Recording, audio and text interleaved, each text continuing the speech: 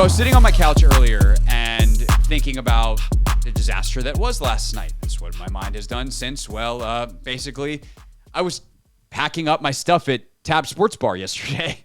And I was like, oh, I'm not even going to get to leave 5 minutes after saying they've got to hold DJ Moore under 75 yards. And before I go home to watch the game and I'm breaking down my equipment in the first drive of the first quarter, he's 3/4 of the way there. Cool. Excellent. Good analysis. But that means bad things for the old Mandos. But as I was sitting stewing on it, I had this very familiar feeling. And a lot of fans were saying oh, nothing's changed. It's just like when Dan's here. And I would tell you, that's actually not the feeling that you're feeling right now. Don't let me be the one to tell you about your feelings, but I'm going to tell you about your feelings because I don't think you properly identified what feels so familiar. See, when Dan was here, that was hopeless because there was no world in which that was getting better outside the one that we're actually in right now, where his bad behavior finally caught up with him.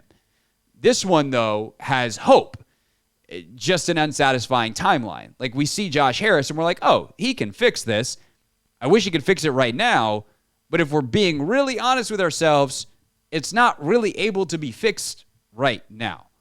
So we're just sitting in this thing that isn't working, and we know it won't work. And let me be really clear and direct. I'm not trying to be obtuse or oblique here. I'm talking about Ron Rivera as the head coach of this football team and all the things that happen underneath him. This is not going to work long term. It just is what it is. That is not the first time I have said that, but I'm saying it very definitively so that there is no confusion as to what I'm talking about. But we do think there's a way out in the future. But the waiting game is what makes you feel like you're stuck, and you're stuck in purgatory, and it is the most frustrating thing. When you know something is going to happen, you just have to wait for it. I hate it. It feels like we're all wasting our time. And just like this other situation I'm about to compare it to, there's a person in the way, in this case, Ron. But unlike Dan, and why I don't think it's the same as the Snyder situation, this person isn't actually a terrible person, either at their job or as a human being. They're actually a genuinely good human being from everything that you know about them. And they're just also painfully mediocre at their job. Good enough to not be at the bottom, but absolutely no shot at being at the top. That person has power that they absolutely should not have, and many people said that the day they were given it. And those people have been proven basically nothing but correct. That person, to this point, has also felt untouchable. They have a plan, and it even sounds okay in parts out loud, but eventually they say something that makes you realize, oh my God, they actually don't get it. Big picture, despite all the things that you might agree with, and you go, I see why you're unlucky there. I see why this bounce maybe could have validated you. You just have this realization that in the biggest picture, they don't get it. And they never will. And that fundamental misunderstanding of the philosophy that it takes to win is why that even though they could probably maintain this level of mediocrity for a while and the illusion of hope, it will literally never work. And that person, for the last basically 5 years of our lives in DC sports, was Tommy Sheppard, the former Wizards GM, who tried and tried and tried to rebuild the team around Bradley Beal, telling us all along that they were close, that we needed to have patience. That's what we need. Patience. Sound familiar? And they tell us, with the Wizards, with Tommy, that the next incremental move was actually the one to take them to the next level, all while doubling down on the same doomed strategy that at its core will never win a championship. Ron Rivera, Tommy Sheppard, they're the same. And they're not alone, to be totally honest, transparent, fair, whatever else you want to throw in there. This isn't a unique DC sports curse. It is the law of, I don't want to say the law of averages, it's the law of being average. Pro sports are really, really, really, really hard at all levels and all positions, from equipment manager to star player to executive to team owner. It is a hard gig because you're talking about competing with the best of the best at all times in physically demanding sports where things change with extreme rapid nature. But there's frankly a lot of people who can spend a long time in a given sport and accumulate enough knowledge to be okay. What I hope Josh Harris sees is what Ted Leonsis finally did. And that's to win now. You need people who think to win now. You need innovators. You need people who understand the modern athlete, the modern way to play, and the modern tools available to get you there. Institutional knowledge is a useful tool, but it cannot be all you have. So with all that said, firing Ron Rivera and or Jack Del Rio is complicated, and in some ways, firing Jack is more complicated than firing Ron. There's no clear successor to Del Rio, which is an indictment of building a staff that's not very good and not very experienced in the right ways, that can't challenge the person at the top because they don't have the experience to do so. That's a bad job building a staff.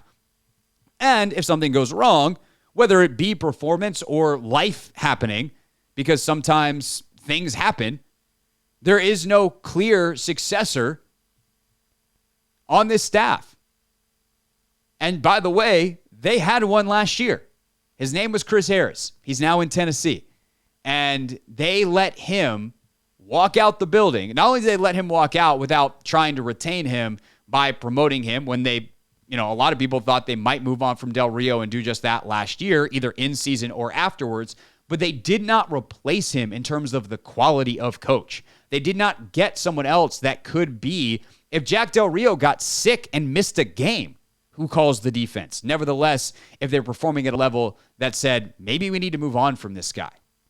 But for either the defensive coordinator or the head coach, you don't have a full pool of candidates right now. Firing someone is easy. Replacing them in season is hard. And additionally, firing Ron now to see what Eric Bieniemy can do doesn't paint a complete picture of what Eric Bieniemy can do.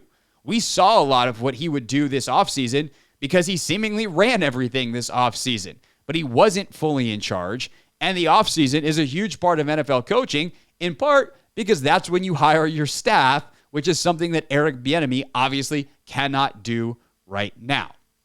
With that said, if I was Josh Harris, I would make that move.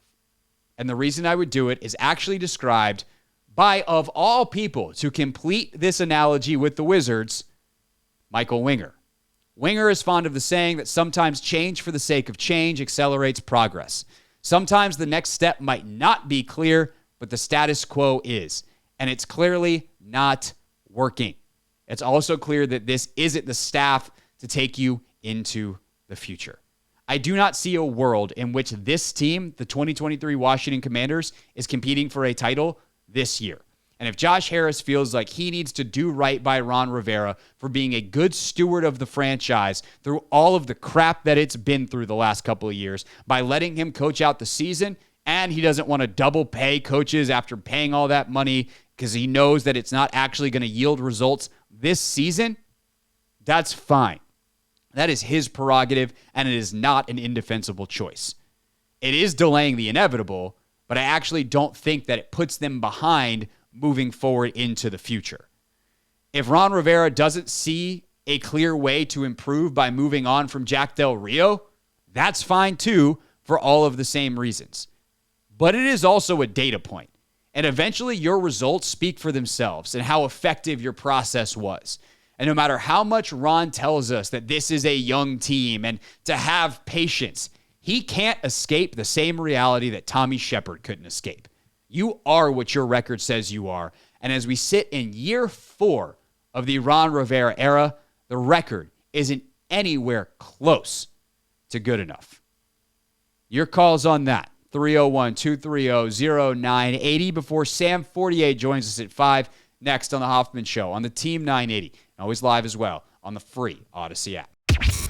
What's up, kiddos? It's your boy Clinton Yates from ESPN. It's The Hoffman Show on the Team 980. Tell your mama I said what's up.